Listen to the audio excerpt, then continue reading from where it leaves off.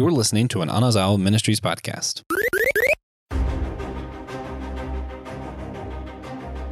What is the best theme park attraction of all time?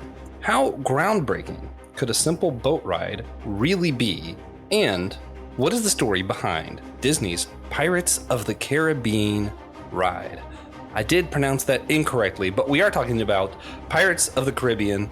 We're going to be discussing the story behind the ride. We're going to talk about how the ride inspired the movie, why it's so important, the history of robotics. We're going to talk about some of the landmark accomplishments of the theme park itself. Man, guys, I'm excited. It's going to be a lot of fun. This is Systematic Geekology. We are the Priest of the Geeks. I'm one of your hosts, Joshua Knoll.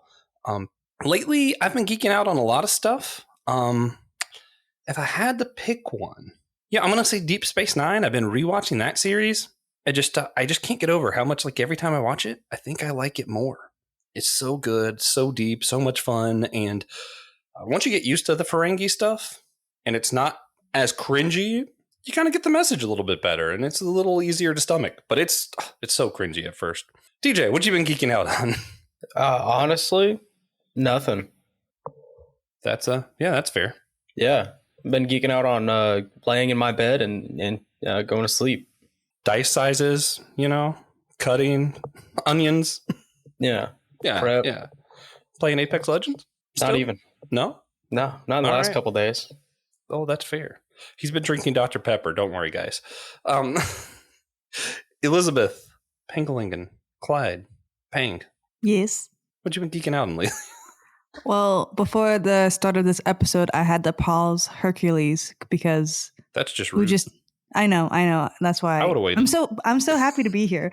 But I just I love like singing to the top of my lungs because it has one of the best soundtracks. But like geeking out on, because I had Hercules on while I was working, is Sweet Reincarnation. It is an anime that was created for me. A pastry chef who is about to be the #1 pastry chef. He's like at that competition, moving his sugar sculpture, and like he has it in the bag. But something went wrong and his creation pretty much killed him. And now he's reincarnated into like the feudal times. And he's the son of a poor noble. But plot twist, they can't grow sugar cane. Nice. And he's a pastry chef. So, we're just going through his life. Fascinating. When did that anime come out? It is only 4 episodes in right now on Crunchyroll. So it's still coming. So now we're going to jump into the main discussion today. Excited to talk about anime. Hopefully we'll talk more about it later. I'm excited to talk about, anything Disney. Hercules is my favorite Disney movie, so glad you mentioned it.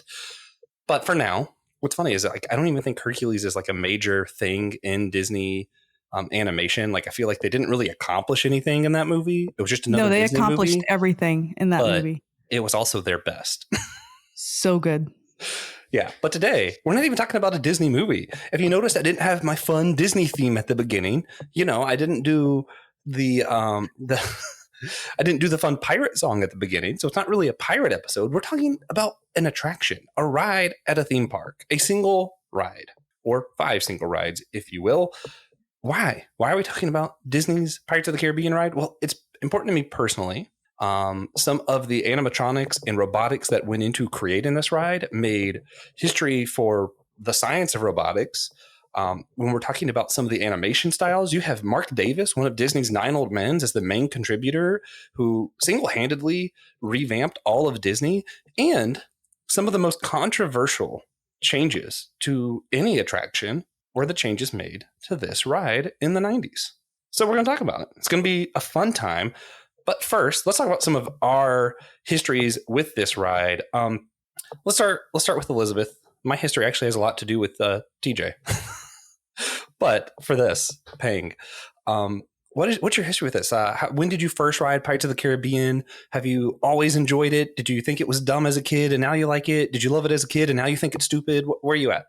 I mean, I was a wee lass whenever I rode it back in the day. Yeah. But most recently, I was physically on it just like a few months ago.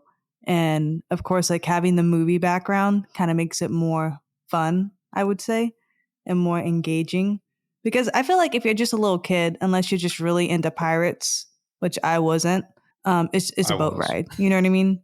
But because you have like the connection of Jack Sparrow and whatnot, you're like, oh. So you said the the boat ride came before the movie? Oh yeah, the movie was based on this.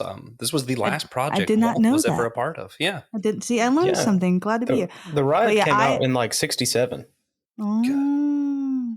But I just on my Oculus, like since it's been a few months, like put it on, went on YouTube, found someone who just did like a really nice 4K tour of the ride. So I technically just went on it in my heart like 20 minutes ago.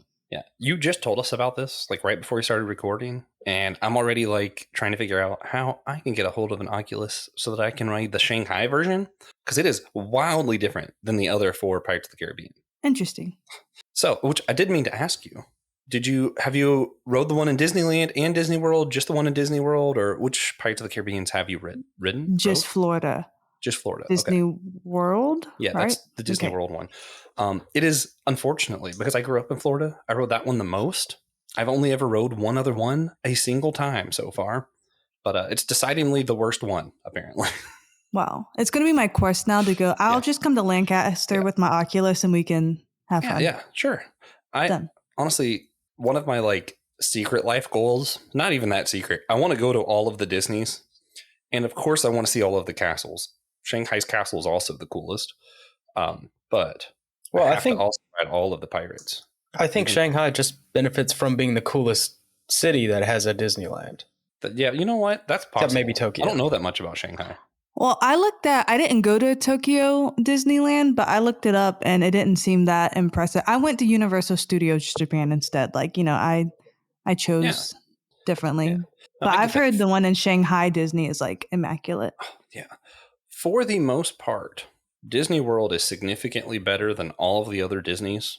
But there are just like specific things that it has that aren't as good. Pirates of the Caribbean, one of them.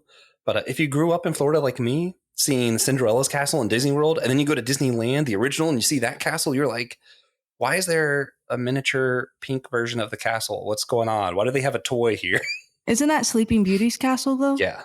It's so much smaller though. And it's just weird when you're used to something completely grandiose. Different. Yeah. Makes sense. Yeah. All right, TJ, what's your history with the Pirates of the Caribbean ride? So I was there when Walt was finishing up his points on the ride in 1967, and yeah, of course. Yeah. What's your actual history with the ride? So I didn't really know the ride existed for a long time. I was familiar with Pirates of the Caribbean because the first one came out when I was like 4. So like I've always known about that's so that. Weird. Then I think eventually I just kind of found out there was a Pirates of the Caribbean ride, and that's it. That's really all. And then I rode it a bunch of times. The second time I went to Disney World, at least. Was that with me? It's like I felt like that wasn't the second. I was like mine. Second or third. Yeah, whatever it was. We rode it a lot. I've rode it a lot. I have been obsessed with pirates since I was very, very young. When I was 5, my parents moved to Florida. So for 5 or 6 years of my life, I had an annual pass to Disney World. So yeah, we were at Disney literally all the time. Because you know what? What does your mom do when dad's flying to another state to work and it's just her and the kids all day for a week and you have a pass to Disney World that you can go for free? You take the kids to Disney because then they're distracted. They'll do whatever's at Disney and leave you alone. So me and my brother my brother doesn't remember it as much, but we went to Disney a lot. So like a lot for me is like when people go visit their hometown for like, if they've moved away and that's like their old connection, like that's Disney World for me, is like my hometown. I'm like, this is what I grew up with. Mickey Mouse was like, that's my guy. It was like Uncle Mickey, But so going there has always been special to me. Always Living Pirates, I've always liked the ride. I didn't love it as much when I was a kid. I kind of just went to see the pirates. I didn't really get why the ride was cool because at the time that I kind of was able to go to Disney, animatronics were a lot better than that on all the other rides. And I think as a kid, I didn't have the capacity to go, oh, this was just made way earlier. I was just thinking, pirates are cool. Why is this ride not as good? It wasn't until I was older and I learned some about Disney's 9 Old Men. I learned some about the history of the animatronics or audio animatronics. And I realized, oh, no, this is actually a significant ride. It's had a lot of influence over the world, really, as far as like media, pop culture, animation, all kinds of stuff.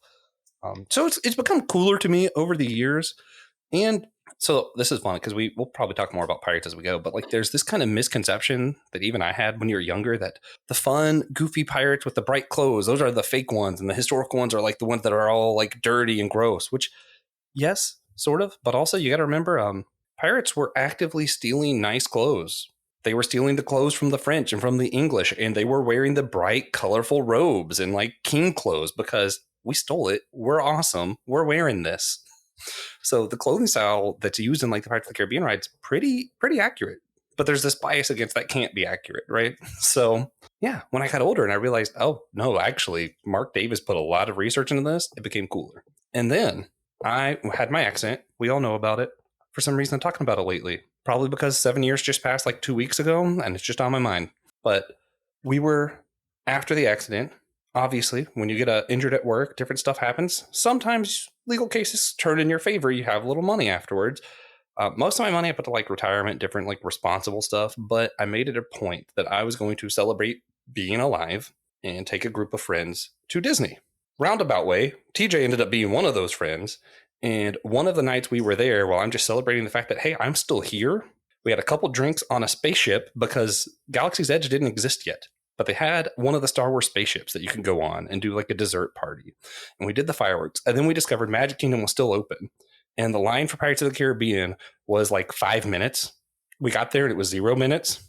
TJ and I literally just rode it continually. And I actually didn't realize that the Magic Bands automatically send pictures to your phone. So I just have this picture of us not having any idea we were getting photographed, or we're both just chilling on Pirates of the Caribbean. And for me, that's like a landmark picture for me where I'm like, that's when I feel like I really I was back to normal, normal. So for me, very personal ride, an emotional experience, really good time. And I think that's where TJ and I went from like being friends to being best friends, probably, was that trip. Probably. Yeah. I think so we rode it for like I want to say it was like an hour. Yeah. Maybe a little more, a little less. But the Disney World Pirates is the shortest one. So yes, we got to ride it off and on a lot the most times. Yeah. Which actually, one thing I didn't realize till I did some research for this episode that made me a little bit jealous. For us to ride it over and over at Disney World, we had to get off, walk up to the entrance, and then get back on. Yeah, Disneyland and most of the other ones, part of the point of the ride is that you fall back up the waterfall. So you never get off. It just ends where it starts. So if we were in Disneyland, we would have just not gotten off. That would have been way more convenient. Yeah.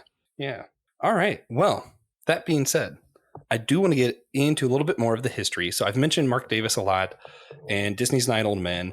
If you don't follow our animated Disney film series, which you should, it's a lot of fun. I geek out hard with that.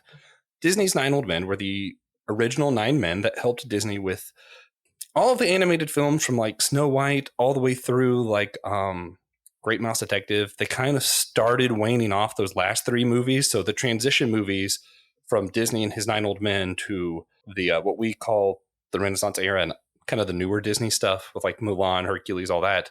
The transition period, you have the Black Cauldron, Great Mouse Detective, and Fox and the Hound.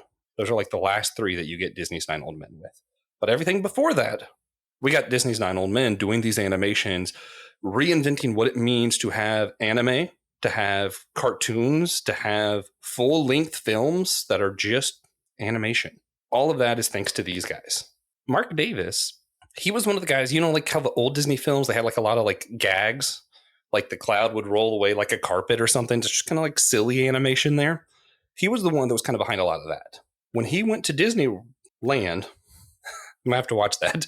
We went to Disneyland. He walked around. He said, a lot of these rides just aren't funny enough. So a lot of the times when you see the older attractions where like the funny scenes are in it, that's actually Mark Davis. I think Jungle Cruise, he went through it. He thought it was boring. So that's where you get like the rhino chasing the men up the tree. You remember like that part of the ride. It's because Mark Davis went through it and went, this needs to be funnier. He's like, I'm going to do something about that. So when it came time to make Pirates of the Caribbean, originally it was going to be a wax museum. Walt wanted to create a part of Disneyland that's actually going to be part of Disney World in a couple of years. So I'm excited for that. That was New Orleans Square. It was themed after New Orleans. So you had like, your witch, your voodoo shop kind of thing. You had all the vibes. Walt himself had an apartment in New Orleans Square. Really cool stuff.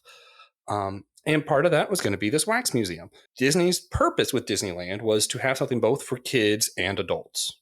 That's what he wanted to do, something where everybody could have fun. And his like side goal was to be educational. That's why, like, when you go to Disney World, you go to Liberty Square, you see in the Liberty Tree, there's 13 lanterns. Why? For the 13 colonies. There's a lot of like little things in Disney World that's meant to be educational. Pirates were originally just going to be an educational museum people could walk through and learn about, that were going to be designed by Marc Davis. As time went along, it became a ride because they decided that was, decidingly cooler. I would say they were right. That's a lot cooler than a wax museum. Yeah. They ended up, he designed all of the stuff for Pirates of the Caribbean. He did a lot of like the research of what pirates would have been like and tried to make a kiddish version of that. We'll talk about whether he was successful or not in a minute. But his wife, Alice Davis, actually created all the costumes. One of my favorite fun facts about this is she was not supposed to. She like stole some from the budget for herself and made doubles of all the costumes so she'd have her own. Well, a few weeks go by. What a queen. What a few queen. weeks go by after the ride opens, a fire starts, the whole ride's destroyed. They're going to have to remake the clothes. And they're like, oh, we're going to have to close this ride. It's going to be like a year before we have any more. Less than 45 minutes. Somehow she shows up with new costumes for everybody. They just open the ride again immediately. And then they commission her to make 3 copies of all of the costumes. Yeah, it's like that guy who had Toy Story on his flash drive for some reason. Yeah. Also, yes, seriously, what a queen. Like, without her just kind of deciding at the beginning, I'm just going to make copies of this. Who knows what we'd have? I do want to say, though, that apartment, it's still there. It sits on Pirates of the Caribbean. Yeah. It was Disney's Dreamland suite for a few years, and they would randomly pick people in the park to get to stay there. It was like a sweepstakes cool sort of. But now it's Club 33? Club 21? 20 something. One of those numbers. Whatever that club is. Yeah, but it's still there. Yeah. And when you go through the Disneyland at the beginning and you see some people eating on a balcony, those are real people who just have the pleasure to go to Clubhouse 33 or whatever it is, 21, something. Yeah, and insert number here. It's 33. Is it 33? I knew it. And the flag, the American flag on the New Orleans Square building, I don't remember what the building is called, but it has 30 stars on it because, this is like 1850s New Orleans, not modern day. Ooh. Man, that's a nice detail. That's cool. I did not know that one. Yeah. Disney is notorious for having really well thought out details and literally everything. And I think even if you don't notice all the details, I think the fact that they do those details is what decidedly makes Disney feel different than other things. As much as I love Universal, the rides never feel as grandiose to me. And I think it is because of that. Like Disney, all the way through the line, till you get on the ride, till you get off the ride, every single detail is thought out and meticulously planned. Universal, we're going to make a fun ride. It's going to be great. But I don't think they put as much into the details a lot of the time. Okay, but now the Harry Potter world is magnificent. Oh, yeah. But it does not compare to Galaxy's Edge. Back to the ride. Walt actually passed before the ride opened, but he did get to see it finished. He got to see it finished. He just didn't get to see the opening, which is tragic because the opening is one of the coolest things you will see. You got to find it on YouTube. When the Pirates of the Caribbean officially opened in California, they have a pirate ship go down the lake in the middle of Disneyland. They storm down. They have a gunfight in front of the fort because if you didn't know, it's a French fort that the ride is in. The pirates overtake the French militia there, break open the doors, and when the doors break open, everyone's allowed to enter and ride the ride. Such a cool opening. Like, it's not like, oh, we're going to cut a ribbon. Not like, a lot of stuff today. It's just everybody does like 12:01 a.m. You got to reserve your ride. No, they did a whole scene for this and let people storm the fort. It was cool. It was really cool. Yeah. See some other like fun facts. I mentioned Disney World is going to be getting their own New Orleans Square. It's because when they remodel Splash Mountain, it's going to be Princess and the Frog. So it's going to create that whole section there will then be New Orleans, just like it is in Disneyland. So a lot of people are like, oh no, they're changing stuff. It's like, well, really, they're just kind of making it like the original. So like chill, maybe. Yeah. But the tech was trademarked that we use in this ride for the Lincoln exhibit, even though Pirates of the Caribbean was created first. So if you don't know about the Lincoln exhibit, in the World Fair, Walt Disney brings a Lincoln exhibit and the Carousel of Progress. So those are like the two staple mark Disney rides. You can still see it. I think every Disney park have these, but instead of Lincoln exhibit, it's called the Hall of Presidents. But that's where that originally came from, and it was a staple of robotics. There was never as detailed robotics as there was when they first created Abraham Lincoln and the people that are part of the Carousel of Progress. Carousel of Progress is still a lot of fun. It's pretty close to its original concept still, no matter what park you go to. Really cool that they were able to do that. Now, that was the pinnacle of audio animatronics, was what they include for Pirates of the Caribbean. Pirates of the Caribbean have the robots that are completely in sync with their own sounds, their own music. That was the pinnacle. Since then, we've actually changed what kind of animatronics we use. We now use autonomitronics, if I'm saying that right, TJ? Do you know? I don't know what word you're trying to say. Autonomitronics, perhaps. Like Autobots? That's what it seems like. That's what it looks like to me. Autonomatronics? I'm going to go with yes. Yeah, sure. That sounds cooler. I'm going to go with what TJ said. But real quick, how do you guys feel about like theme parks and entertainment being what's funding these advances in robotics? Do we think like this is like a waste of technology? Do we think, oh yeah, this is actually how it should be done, not with taxpayer money, but with private industry money? Like, what are we thinking about this? Better than war. True. Yeah, I mean, I'm for it. It doesn't. I mean, I only choose if I want it to cost me money, so I'm down for it. True. Yeah, I mean, I truly, I don't care. Personally, I don't care who makes the accomplishments. I'm all for advancing tech. If it's Disney, cool. I know this is going to get me canceled. If it's Elon Musk, sick. I want technology advanced. I don't care who does it. I care the purpose. Again, like TJ said, if it's for war, yeah, that's bad. But, if Elon Musk is just sitting at home one day and he's like, I'm going to make a robot that just brings food to hungry people. Sweet. I don't care. Yeah, but no, most progress comes from war. So if the progress is going to come from guys making a silly little pirate ride instead, then that's fine for me, I think. Yeah, I agree. Yeah. It's interesting how Disney, for those who didn't know, tried really hard to be involved in the war. Like he wanted to be a soldier, was kind of denied, ended up riding his own vehicle around France with his own art on the side of it. And that's kind of like Disney's start, is he's just riding around trying to like help, support the war, isn't able to be a part of it, but he's as close as he can be. Then he gets into animation. Then he gets into theme parks. Right around the time of Pirates of the Caribbean, right before he passes, is when he starts the vision of Epcot. It's his vision of a completely, utopian Star Trek kind of future of all these people from all around the world coming together in unity and just kind of advancing technology. He had a heart to just advance tech. Is just going a little bit further and I'll move on. But TJ, is advancing technology on its own, like, is that a moral or good thing to do just for the sake of advancement? What do you mean? What are you talking? Is that worthwhile? Just advancing for advancing's sake? Yes. Yeah, we don't need like a reason for it or anything? No. Okay. No, if you can make something better, you should. I mean, I agree, but some people think we're wasting money, I feel like as long as it's not Money like, isn't real. taxpayers' dollars and they're not hopefully neglecting their families in the process of advancing. That would be nice. Yeah. To be clear, though, I'm also okay with us using taxpayer money to increase technology, but that's just me. But also that I feel like I'm a lot more specific with what kind of tech. Like I want it to be like viral tech, medical technology, the kind of stuff that's like actually keeping people alive and healthy. That I'm okay with. Taylor mentioned to me, I think it was just today or yesterday, apparently the president called forth like the 4 top people of AI development for a meeting so they can start setting up some legislation. Why can't I speak? Rules, so they can create rules, because there's really it's a free for all right now with the AI techs. And so just to start creating like sanctions and boundaries of that, because it can get out of hand very quickly. Yeah, so I think it has. Yeah. Disney absolutely is going to have AI in droids at Galaxy's Edge at some point. It's going to happen. That would be kind of cool, but also immoral, probably. Yeah, are they going to pay them? Give them a place to sleep? Are they going to let them leave the park? Who cares? That's not like someone else's problem to deal with.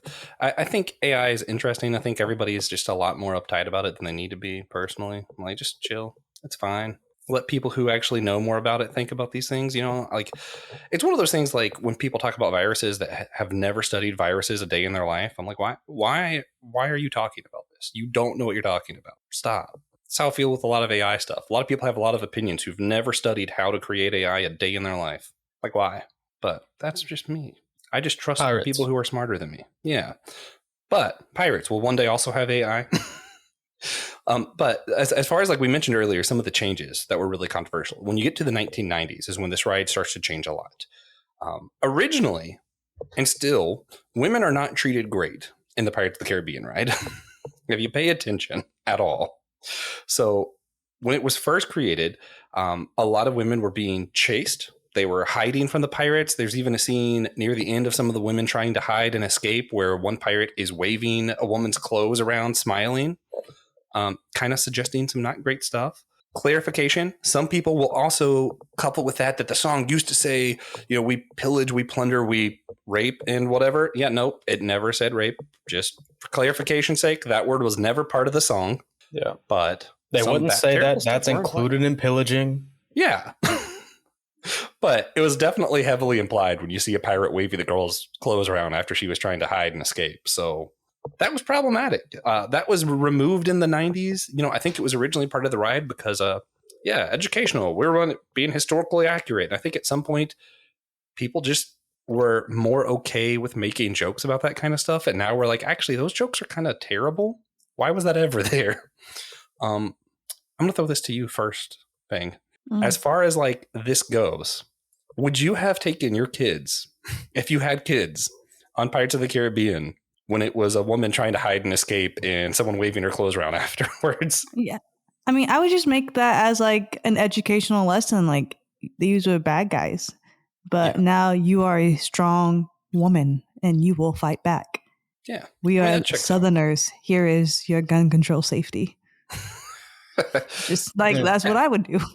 Yeah. I mean, I feel like it wasn't explicit, so you don't have to teach your kids about it. They'll just think, they were playing hide and seek or something. I feel like kids, because so many times we make things such a big deal when it doesn't even like portray to like stuff. True. Like it's just we just elevate it so much versus like, okay, he pillaged. I mean, like what do you expect? No, like 5-year-old is going to be like, oh, she must have, she didn't say yes, blah, blah, blah. It's just going to be like bad guy, scared woman in the story. Yeah. So like that's a kid's mind. Yeah. There's an old short story that was used to teach me about perspective. And I wish I had thought about this beforehand and looked it up and was able to actually read it. But the point is to see what people think it is about. And it's like, I stepped on his feet. I felt, his belt buckle touched my head, whatever. What the story's actually about is a little girl dancing with her father. But the way it's read makes it sound like it could also be her being abused. And then it's up to each person hearing it to decide, based on their perspective, what they think it is. And I don't think that's really what you get here because, if you're thinking about pirates pillaging and committing crimes, then that's what you're going to see. Yeah. I think the only, in my mind, it's not funny. I think originally people thought that was funny. So it's not funny. So I'm okay with them taking it out. I don't think it was necessary. Like, I don't think kids were going to read it that way. But here's my big asterisk to all that, because I do know people in my own family and friend groups who have experienced trauma around some of this area. If you've experienced that kind of trauma, and you go through that ride and you see that could be really triggering. So I kind of see where, like, if the purpose of this is entertainment before education, maybe not have that. That's probably an okay call.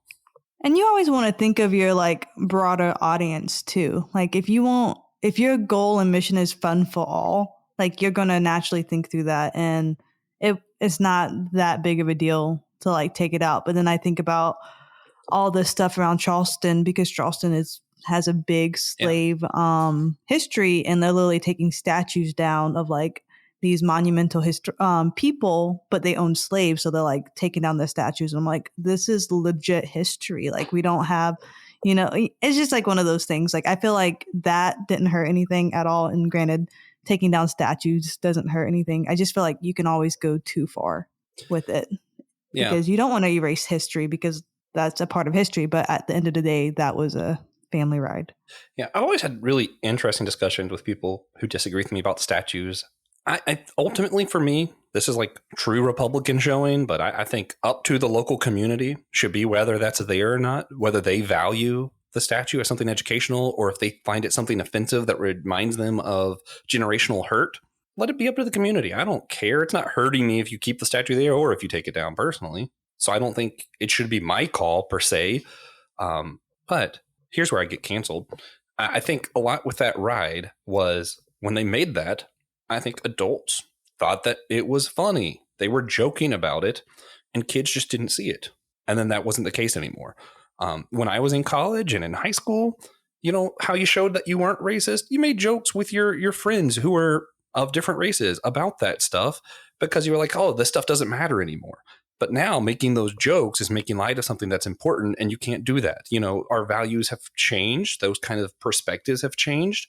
I wouldn't make some of the jokes that I made in high school today, not because, oh, it was fine then and it's not fine now, but it's just kind of, I think values and perspectives have changed. You know, at that point, it's when so I was easy to get canceled now. Yeah. I mean, and you never want to offend people. Yeah, truly, it's because Gen Z are just weaker, but whatever. That's mostly a joke for those listening, if you're wondering. That is mostly a joke, but it was the case that when I made a certain joke when I was in college, that was a clear indicator of, oh, okay, he's not thinking, you know, that was basically the woke of the time. You know, he's not thinking about race. That's why he made that joke. But if you made that joke now, it's, oh, he's super racist. And yeah, times change your perspective on a lot of these things. So I don't know. I don't know what's ultimately right or wrong. I don't know if we're going to get to heaven and God goes, actually, you were right in high school when you stopped making those jokes. I stopped liking you, man. You know, like I don't think God's up there thinking. It's like you barely got to heaven, Josh. But if you would have made one more joke, canceled. Yeah.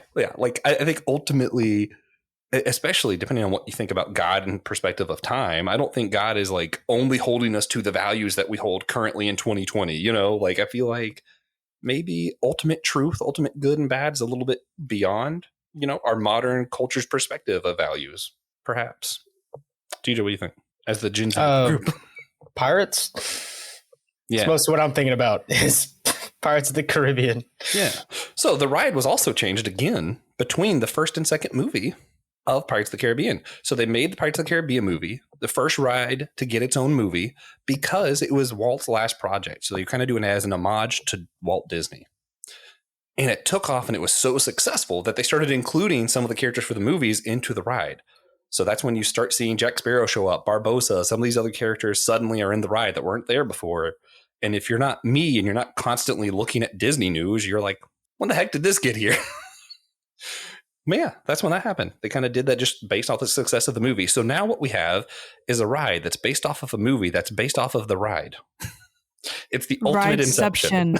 Yeah. Rideception. Yes. It's actually, they're pretty good too. They change I wouldn't say it changes infrequently, you know, like that Davy Jones is the waterfall guy now, and they replaced Davy Jones with Barbossa for Pirates 2. Yeah. 2, I think.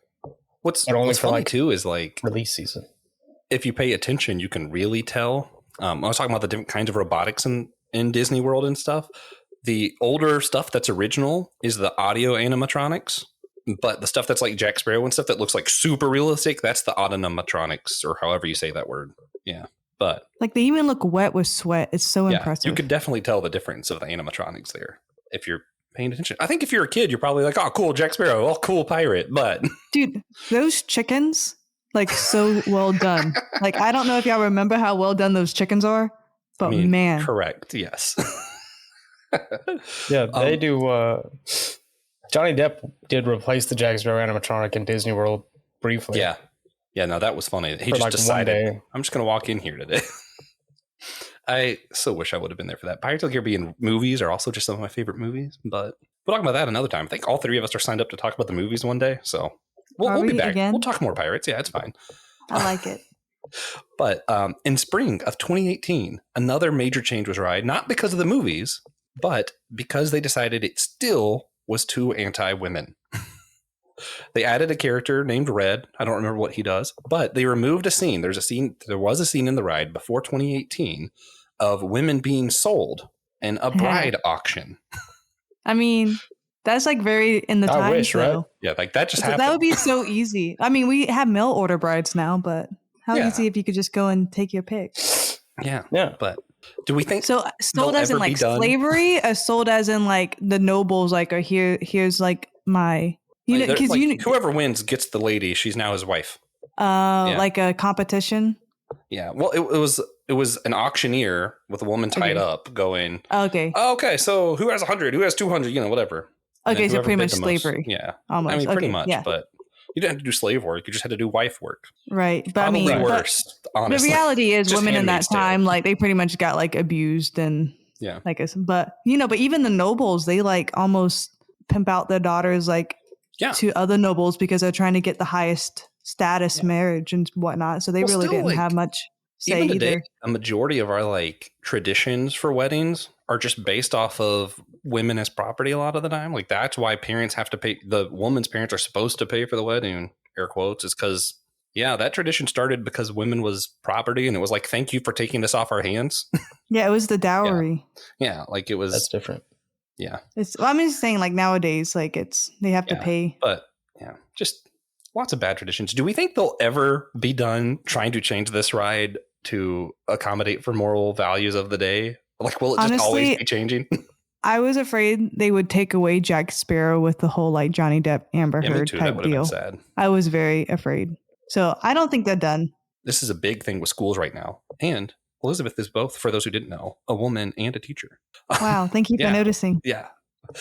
But I'm curious your take, especially on there's a lot of conversation, not just over this, but like in general over what we teach in our schools. Like we don't want our kids to know about racism, but then also it's like, if we don't tell them, how do we keep from making the same mistakes? Like, so I'm thinking in the context of the ride, it's like, yeah, to an extent, we don't want to expose our kids to having to think about like rape, right? But when it comes to women being sold as property, like that's just educational. That was part of the purpose. So I feel why like do we you take just- that out? Because they don't want to offend anyone nowadays. And so if they were to talk about that, like they would be like, leave that to the history teacher, but they would be very like, history, like this was bad, move on type deal. Everyone has an opinion and different point of view. And the sad thing is you can't have a different opinion without arguing a lot of the time or hating someone if you have a different opinion. So even with my faith, I have to be mindful. Like I don't hide my faith. Like if my kids ask me what I did this weekend, I'll talk about church, but I have to be careful, like not to preach at them all. I mean, and which I don't do naturally to anyone, but I mean, I can get canceled real quick. Yeah, I get what you're saying. TJ, do you have any thoughts of like when it comes down to should we be teaching people the history of things that we disagree with morally today, or should we avoid some of those topics because we don't want people to think about them? I mean, I think there's definitely a time and a place to be taught the accurate history of something. And you don't think Pirates of the Caribbean ride is it? Maybe not, but Yeah. it's something aimed at public, entertainment. Yeah. Doesn't necessarily need to be very historically accurate. That's why, like a lot of big sci-fi movies, when they get stuff wrong, the scientific community is just like, oh, it's whatever.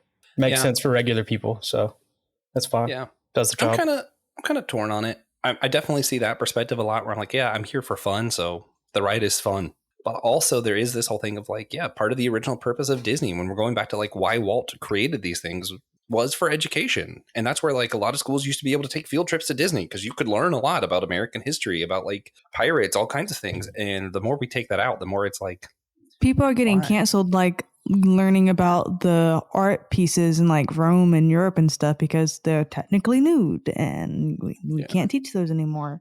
Yeah. Personally, I'm just against Nude removing stuff. I'm against removing educational value from anything personally, but I'm not so against it that I'm like up in arms about it.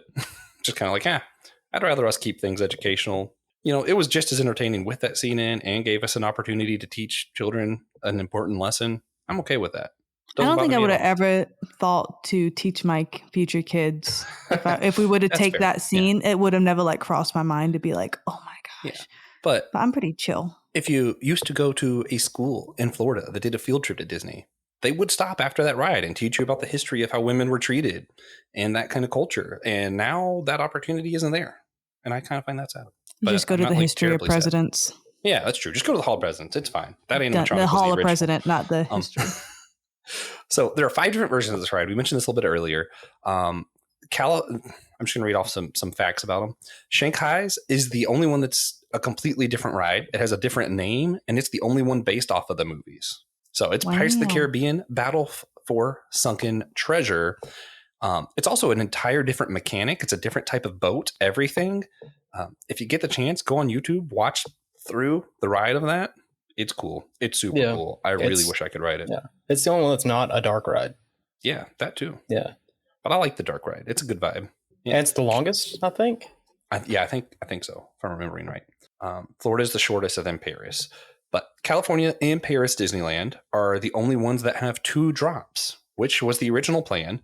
For you don't know, the way this ride is supposed to be, you start off in New Orleans, you get in your boat, and you start traveling through time.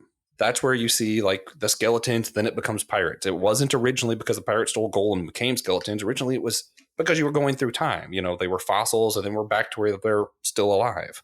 And the drop down was a drop into the past, and you fell up a waterfall at the end. You would fall, and then it was like a whole optical illusion kind of thing, and you'd end up back at the top afterwards. And you were back in our time, which is why there was 2 drops. So California and Paris are the only ones that actually have those 2 drops, part of the original design. Florida is the only one that doesn't have a restaurant, and it's also the shortest. Boo. A restaurant. Yeah. Huh. You could need at least give food. us that. Yeah. Yeah. Yeah. California and Paris also, you get to ride all the way back to the exit. They're the only ones you get to do that in. The ride happens in reverse order in Paris. Yeah. The California one, if you watch it in reverse, that's what it's like in Paris. I don't know Makes why they sense. did that, but they did. I feel like that makes sense for Yeah, Paris. sure. Yeah. And Florida is the only one that's a Spanish fort, which if you didn't know, it's because the Spanish greatly occupied the state of Florida back historical times, etc. Might be slightly confusing when they make that New Orleans square, though. I don't know. Yeah. Still cool, I think. I think that's the only cool difference about the Florida one. But yeah, what we talked about, like the purpose of this ride, some of the educational value, all of that kind of stuff. What I wanted to talk a little bit more on before we wrap this up, though, what is it you think it is about this ride, about the music, original song here, fantastic. What is it about the song and the ride that really draws people into this experience? I think at their core, everybody loves a good round. And I think Yo Ho is a great round. True. Yeah. Yo Ho. Then somebody else starts. Yeah. Yeah. But also, these pirates are still portrayed as like terrible humans. So, Peg, why are we pulled into this attraction where we see terrible humans being terrible? I mean, I feel like pirates are just big bullies. You know what I mean? So who can't relate to being a bully at one time? I don't know. Me. I was always it's the just loser. fun. We like boats. We like singing. We like dark things. I mean, what's not to like about this ride? Yeah, true. Well, my answer sets me up for the final question. Okay. It's why I've always loved pirates, I think. Pirates, in a way, represent a lot of what we think of with like American values, but it's like it represents freedom. Jack Sparrow has that whole line in the movie of the Black Pearl is freedom, all this stuff. And it is because, like, especially if you like study pirate history, so often your pirate crew is made up of people who are slaves who didn't want to be slaves anymore, so they joined a pirate crew. Women who were tired of being treated the way they were, so you know what? They stole a ship, became pirates. Why not? So a lot of the people on these ships, or you were part of the Queen's army, and what your values and stances changed, so they said, you know what? He's a pirate now. Go kill him. Yeah. So you just live up to the pirate name, because why wouldn't you? You don't want to die. Your religion was deemed incorrect by your country. You're out at sea when the decision was made. So what do? Do you go home and get executed, or do you become a pirate? You become a pirate. So like a lot of pirate culture, pirate history does revolve around this idea of freedom in a time that was incredibly oppressive. And the whole reason pirates had to do with rum is different countries in Europe outlawed rum. Why? Because it tasted better than whiskey. And they were afraid it was going to hurt their own profits. So the church was like, you know what? Rum is sinful, but whiskey's not. Amen. And pirates said, that's stupid. We'll get you your rum.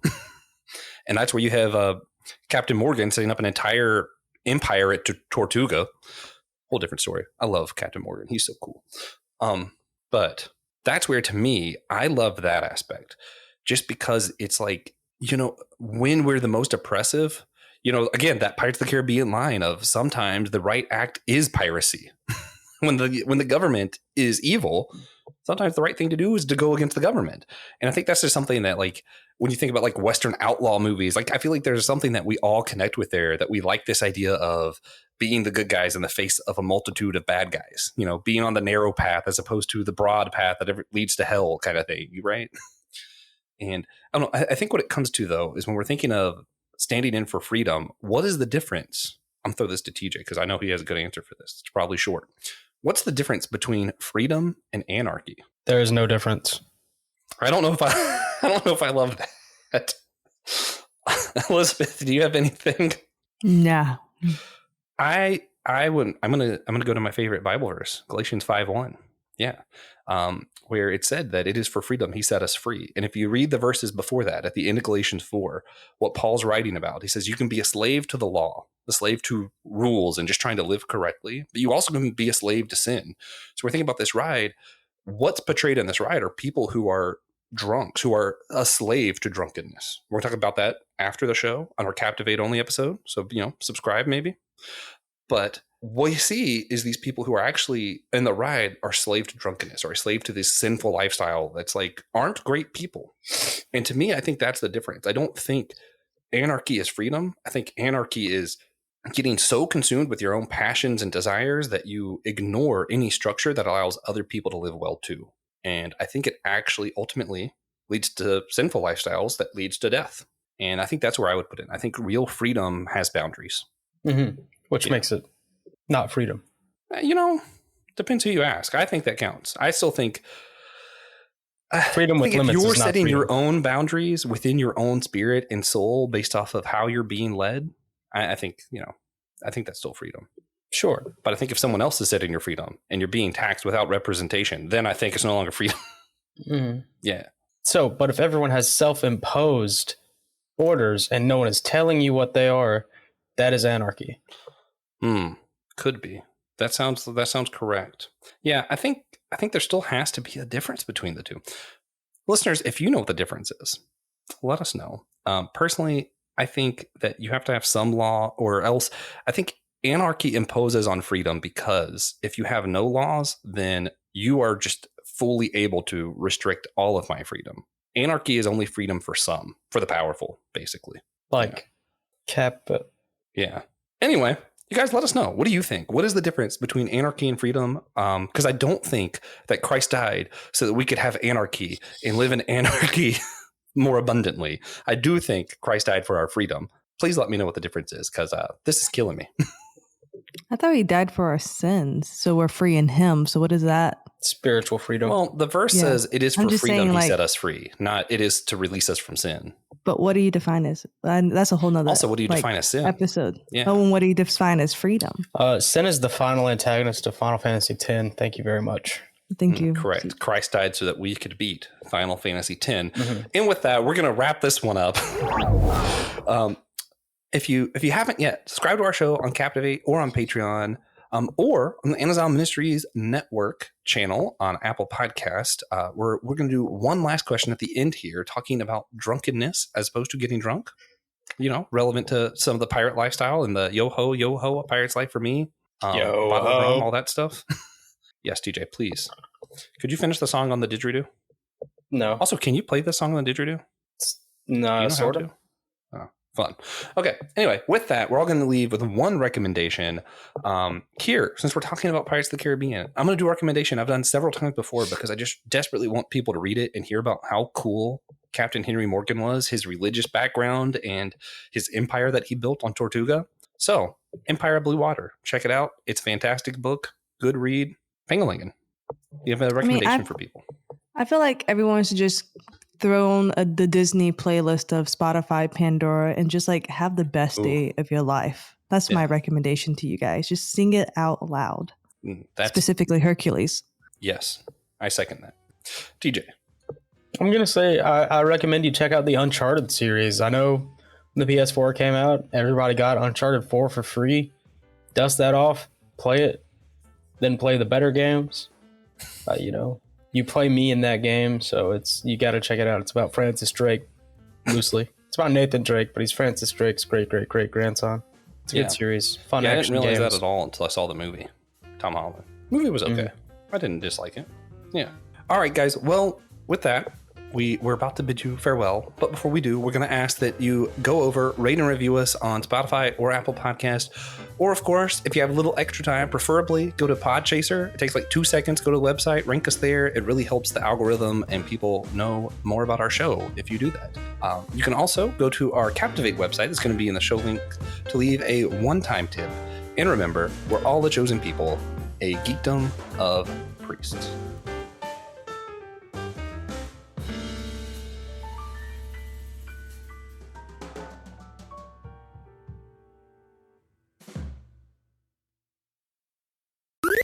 This was an Anazao Ministries podcast. If you enjoyed this show and would like to learn more about our network, be sure to check out the Anazao Ministries podcast network.